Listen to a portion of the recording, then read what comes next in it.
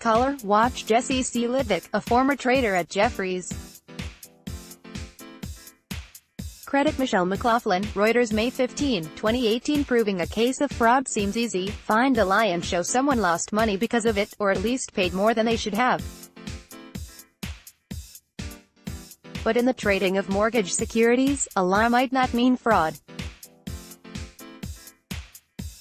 On May 3, the United States Court of Appeals for the Second Circuit in Manhattan overturned for the second time the conviction of Jesse C.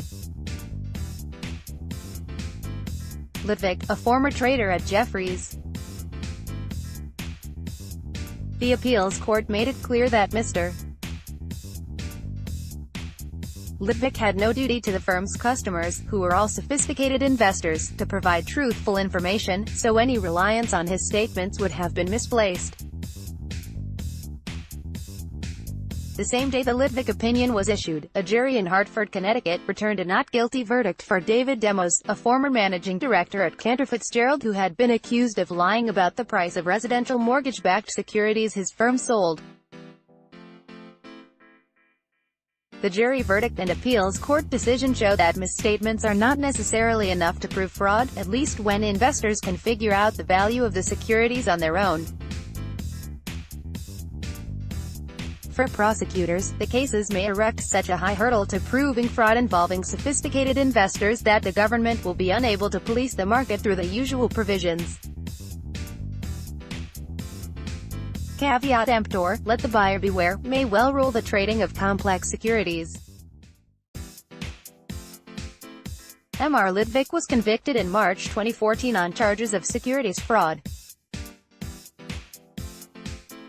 A spreadsheet he created with the actual prices at which Jefferies bought and sold the residential mortgage-backed securities was inadvertently sent to a customer, showing that he had misled them about how much Jefferies had paid. The Second Circuit overturned the convictions in December 2015. Although the judges rejected Mr.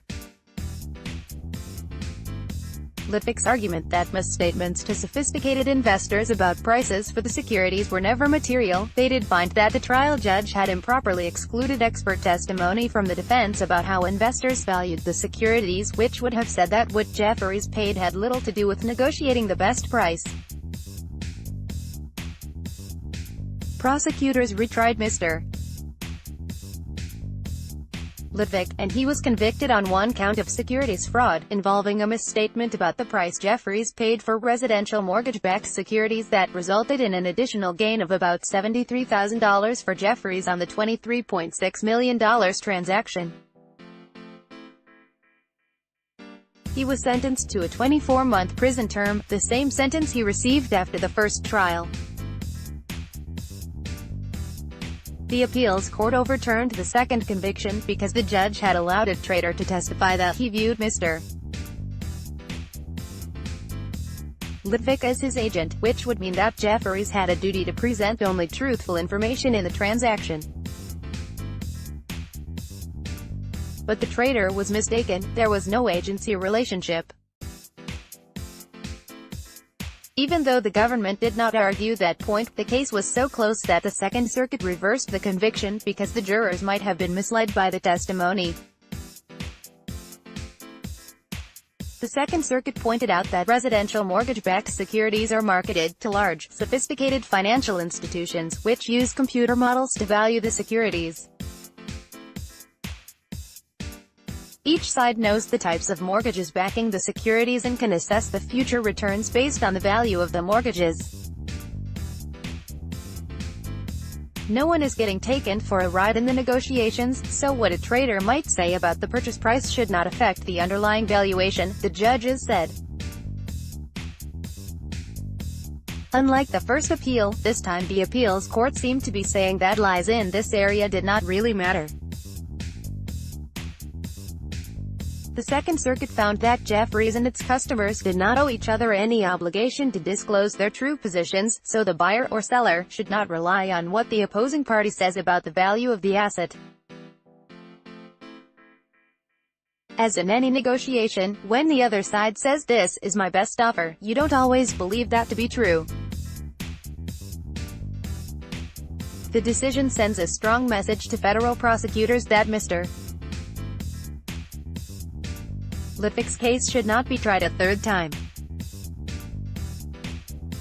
When two sides are negotiating a deal, and they have equal access to information, then what one side says, or misstates, about value may not be enough to prove fraud.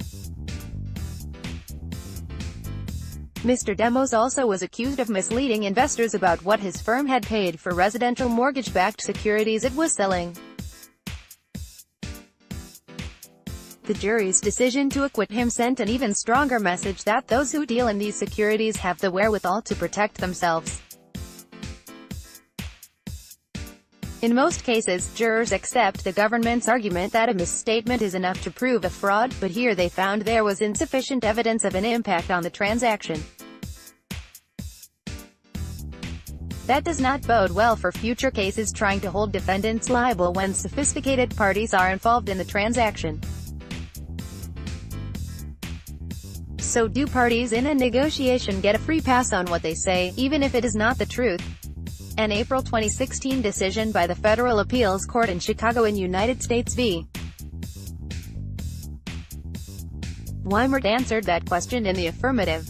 The court overturned the conviction of David Weimert for wire fraud for misleading both sides in a real estate transaction. The judges pointed out that in a negotiation the two sides will often try to mislead the other party about the prices and terms they are willing to accept. Such deceptions are not criminal. The decisions have left the Justice Department's effort to crack down on misstatements among sophisticated investors teetering.